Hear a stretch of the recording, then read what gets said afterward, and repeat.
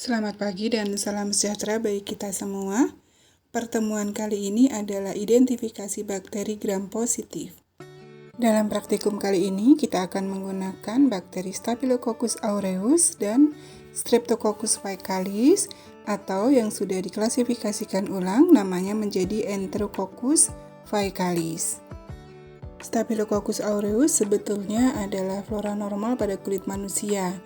Tetapi dalam keadaan tertentu dia dapat menimbulkan penyakit pada kulit seperti furunkel atau bisul dan karbunkel atau kumpulan dari bisul. Ada juga yang menyebabkan infeksi penyakit parah seperti Staphylococcal Scarlet Skin Syndrome. Enterococcus faecalis awalnya dikelompokkan di bawah grup D Streptococcus, tetapi kemudian direklasifikasi menjadi genus Enterococcus. Bakteri ini sering dijumpai sebagai penyebab infeksi nosokomial di rumah sakit dan juga infeksi saluran kemih. Untuk identifikasi bakteri ini, kita menggunakan medium blood agar plate. Blood agar atau agar darah adalah jenis medium diperkaya yang memiliki fungsi untuk menumbuhkan bakteri dengan ciri-ciri pertumbuhan yang lambat.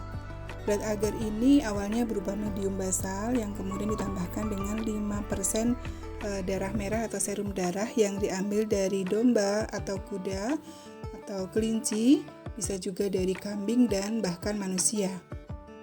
Agar darah ini tidak sepenuhnya bersifat selektif terhadap jenis bakteri tertentu, tapi dia mampu untuk membedakan sifat-sifat bakteri berdasarkan kemampuan menghemolisisnya terhadap sel darah merah.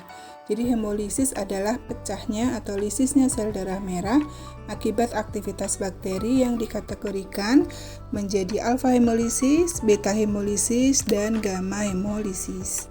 Untuk menanam bakteri pada medium blood agar ini, seperti biasa kita buat suspensi bakteri dulu dari biakan murni.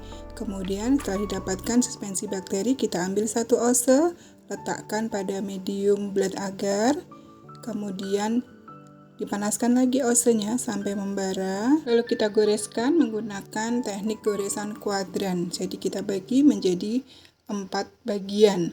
Bagaimana cara membaginya menjadi 4 bagian? Teman-teman bisa melihat di video kami sebelumnya dengan judul identifikasi bakteri gram negatif.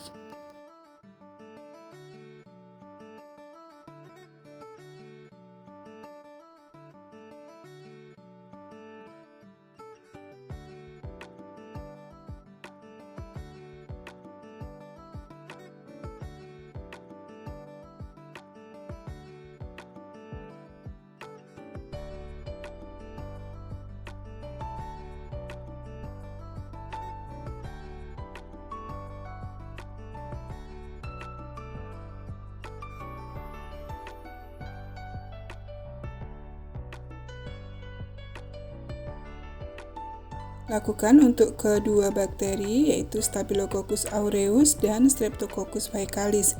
Setiap bakteri kita tanam pada satu media blood agar.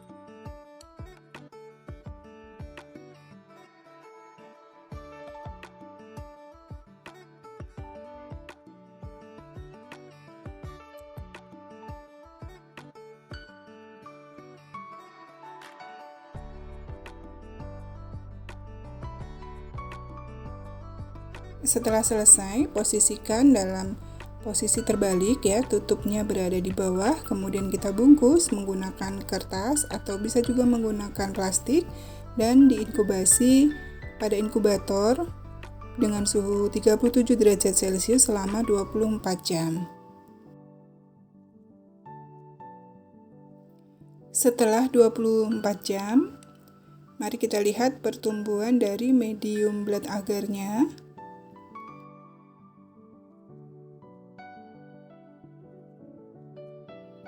Keduanya tumbuh bagus ya dan subur sekali ini. Kemudian mari kita lihat satu persatu dari Staphylococcus aureus terlebih dahulu. Koloni bakteri Staphylococcus aureus berbentuk bulat, cembung, kemudian memiliki batas yang tajam dan biasanya dikelilingi zona beta hemolisis yang jelas. Berikut ini adalah contoh beta hemolisis yang dapat dilihat pada bakteri Staphylococcus aureus. Karakter hemolitik pada bakteri dibedakan menjadi 3 macam, yaitu alpha hemolisis, beta hemolisis, dan gamma hemolisis.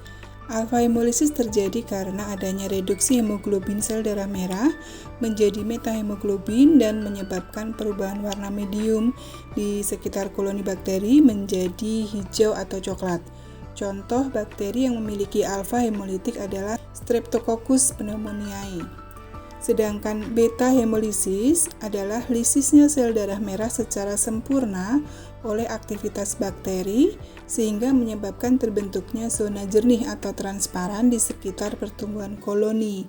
Contoh bakteri yang membentuk beta hemolisis adalah Staphylococcus aureus. Aureus itu artinya emas, jadi beta hemolisis pada Staphylococcus aureus ini warnanya kuning emas. Nah, sementara yang gamma hemolisis ditandai dengan tidak adanya perubahan warna medium di sekitar pertumbuhan koloni bakteri. Zona jernih tidak terbentuk karena tidak adanya lisis sel darah merah oleh aktivitas bakteri. Contoh bakteri yang memiliki alpha hemolitik adalah Enterococcus faecalis atau Streptococcus faecalis. Ini adalah koloni Streptococcus faecalis. Terlihat di sini tidak nampak zona hemolisisnya ya. Kemudian dari koloni tersebut kita lakukan pengecatan gram. Ini adalah hasil pewarnaan gram pada Staphylococcus aureus. Bentuk bakterinya kokus, susunannya bergerombol, warnanya merah violet atau merah ungu, sehingga disebut sebagai gram positif. Sedangkan ini adalah hasil pewarnaan gram pada Streptococcus faecalis, di mana bentuknya kokus dan susunannya berderet. Sifatnya sama-sama gram positif. Kemudian kita lakukan uji katalase, di mana di dalam uji katalase ini kita memerlukan reagen H2O2 3%.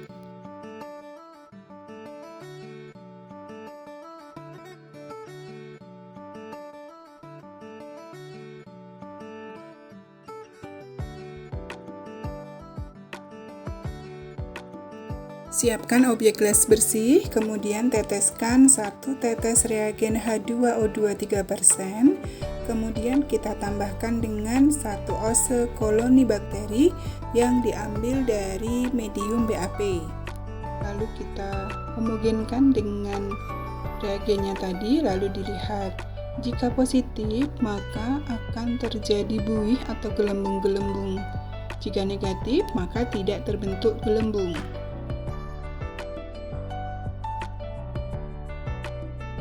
Di sini bisa terlihat dari koloni Streptococcus faecalis tidak terbentuk buih. Lalu kita lihat pada koloni Staphylococcus aureus. Nanti kita bandingkan hasilnya.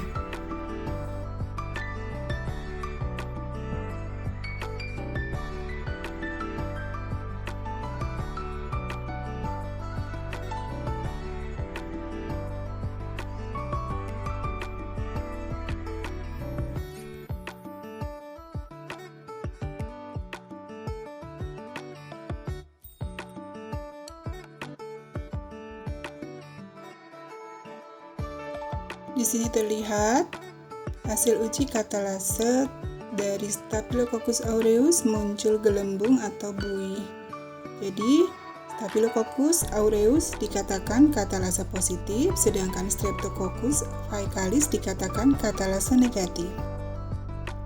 Selanjutnya kita lanjutkan uji pada medium blood broth. Jadi, di sini fungsi dari media ini untuk melihat apakah bakteri ini mampu menghemolisa atau tidak. Jadi setelah kita tanam koloni bakterinya pada media BB ini, kemudian nanti kita inkubasi selama 24 jam pada suhu 37 derajat Celcius.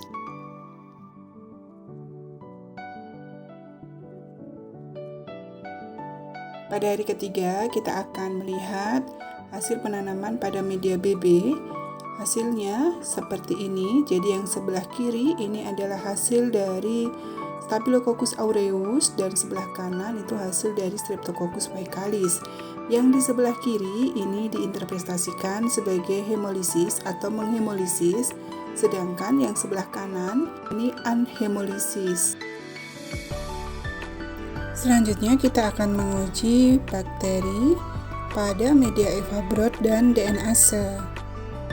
Media Eva Broth atau ethyl violet acid broth merupakan media selektif untuk konfirmasi dan deteksi Enterococcus sebagai pendeteksi kontaminasi tinja dalam air dan bakteri coliform.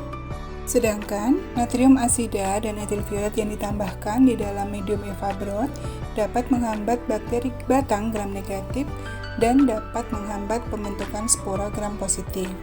Kasein enzim hidrolisat dan dextrosa yang terdapat di dalam medium Eva Broth menyediakan nutrisi yang diperlukan untuk pertumbuhan Enterococcus. Jadi yang ditanam di media Eva Broth ini hanya Enterococcus faecalis. Interpretasi dari medium Eva Broth ini nanti akan terbentuk kekeruhan jika positif. Jika negatif, media akan sama seperti media yang sebelumnya atau jernih. Sedangkan untuk bakteri Staphylococcus aureus kita tanam pada media DNase.